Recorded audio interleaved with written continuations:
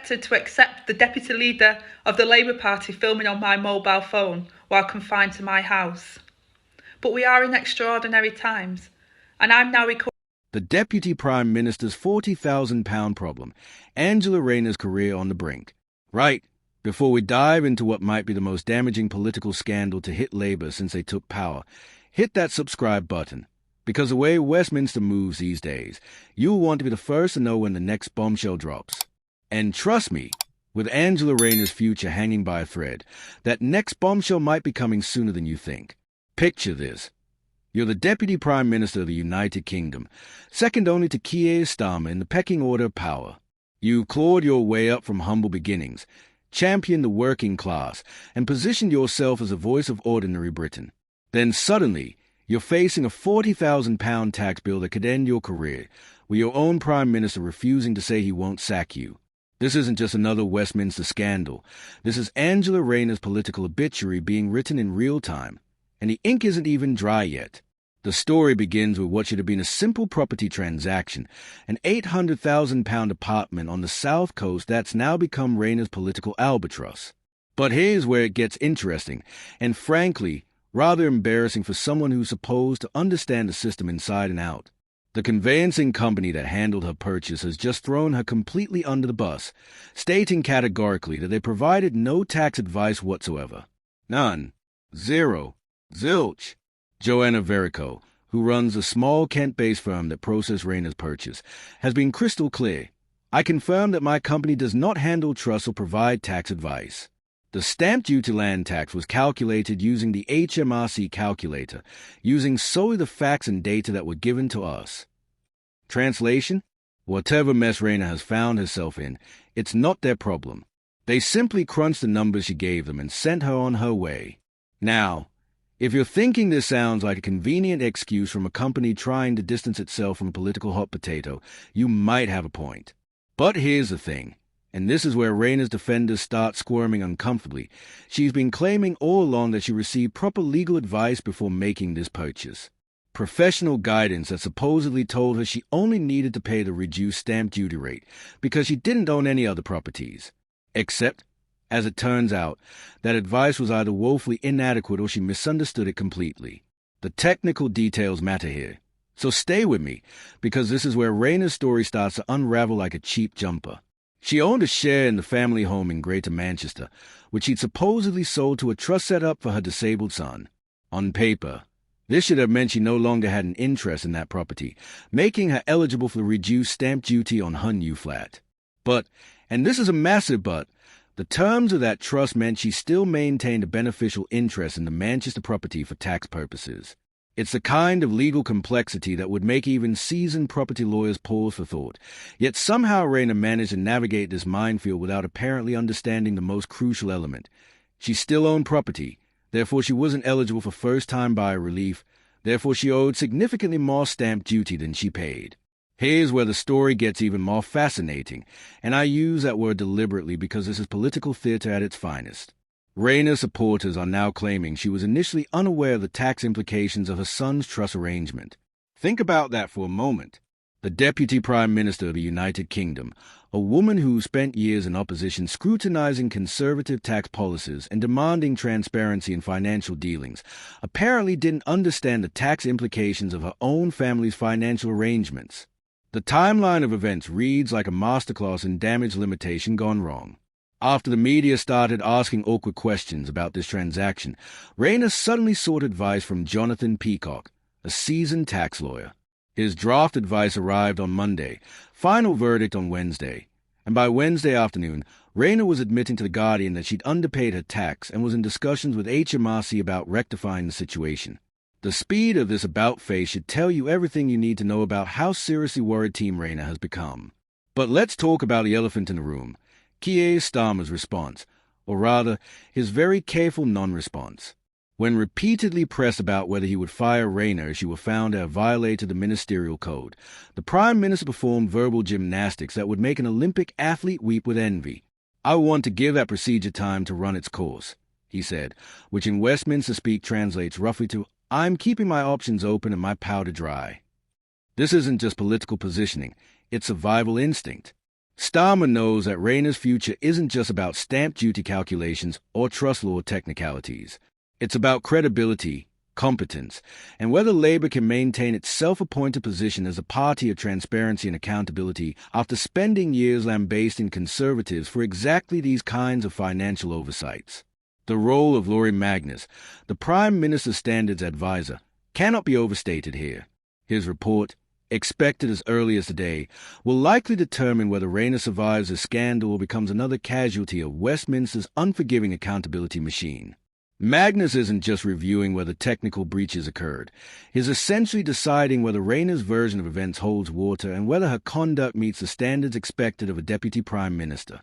What makes this particularly delicious from a political drama perspective is the sheer irony of it all.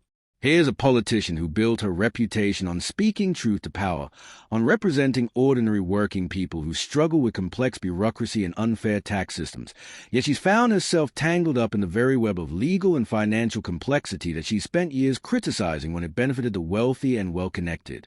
The small conveyancing firm at the center of this storm, Verico and Associates Limited, tells its own story about modern Britain.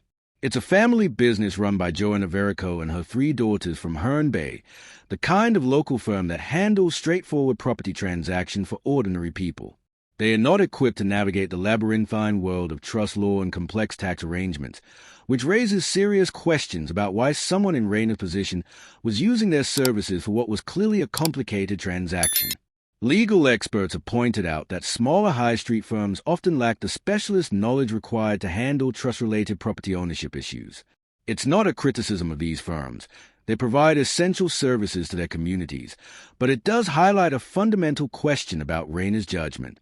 If you're the Deputy Prime Minister and you're dealing with a property transaction involving trust arrangements and potential tax implications, shouldn't you be seeking advice from specialists who understand these complexities? The human element of this story shouldn't be ignored, and Rayner supporters are quite rightly pointing to the difficult family circumstances surrounding her disabled son. The trust arrangement wasn't some elaborate tax avoidance scheme. It was a mother trying to secure a child's future while navigating complex legal and financial system. There's genuine sympathy to be found in that narrative, and it explains why some of Rayner's colleagues have rallied to her defense despite the political toxicity of the situation.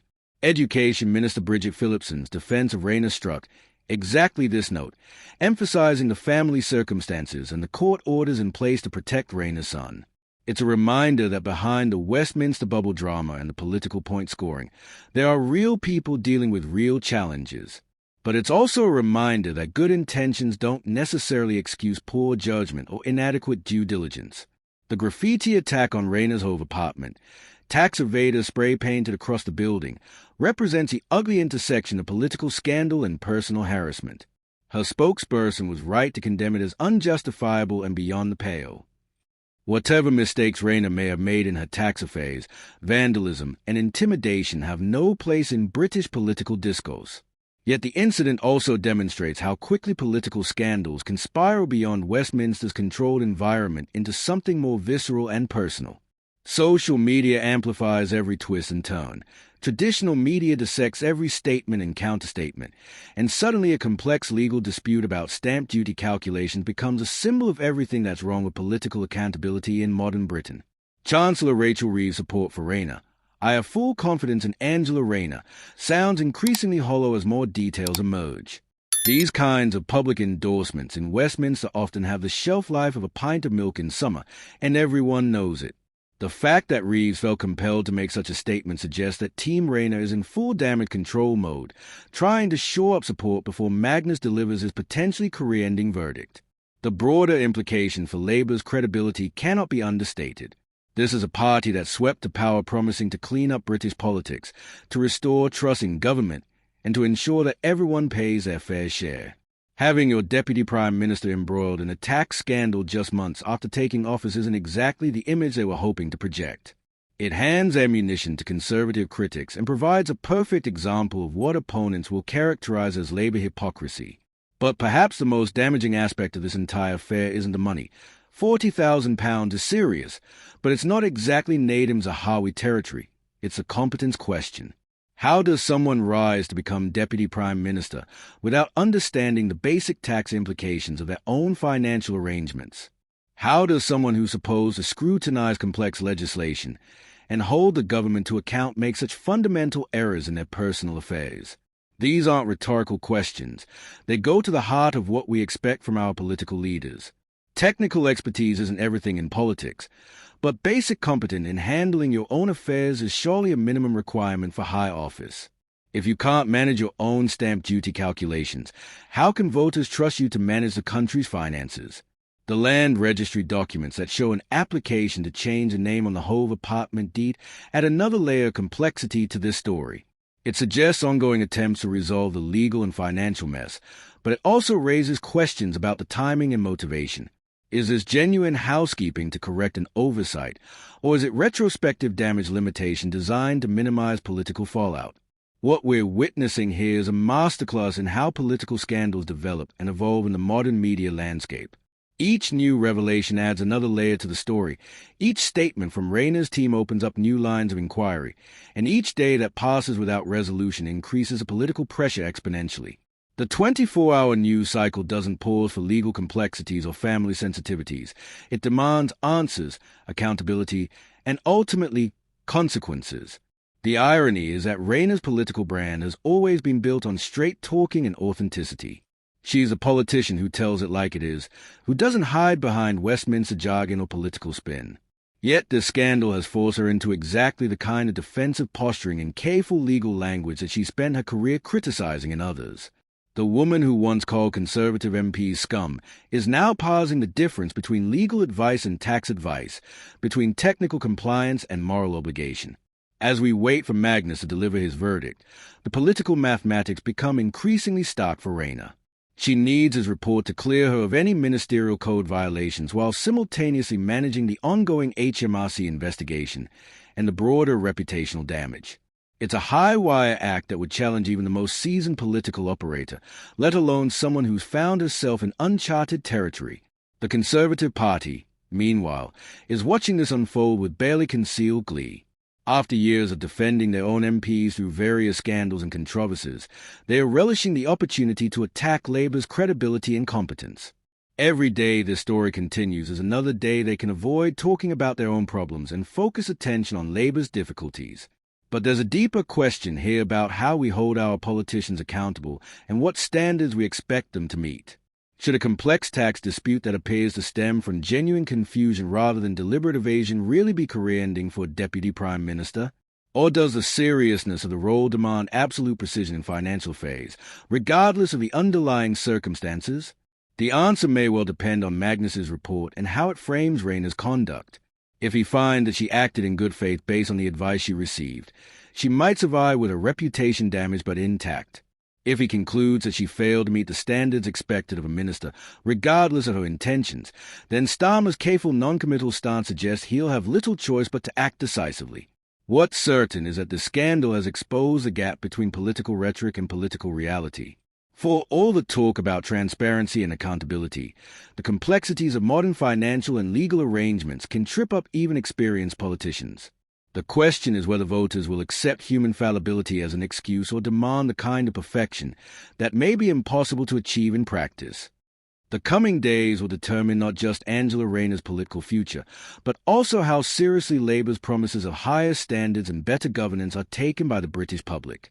In a political system where trust is the ultimate currency, even honest mistakes can prove politically fatal if they undermine the broader narrative that parties spend years constructing. This story isn't over. Not by a long shot. Magnus's report is just the next chapter in what's shaping up to be one of the most significant political scandals of the early Starmer era. Whether it ends with Rayner's resignation, her exoneration, or something messier in between, the reverberations will be felt throughout Westminster and beyond. The Deputy Prime Minister's £40,000 problem has become Labour's credibility crisis, and the resolution will tell us everything we need to know about the standards and accountability that really matter in British politics today. So there you have it, Angela Rayner's political future hanging in the balance over a stamp duty dispute that's become so much more than a simple tax miscalculation. Make sure you'll subscribe because when Magnus delivers his verdict and the political dominoes start falling, you'll want to be first to see how this extraordinary story concludes. Until next time, keep watching keep questioning, and keep holding power to account, because that's what British democracy demands of all of us.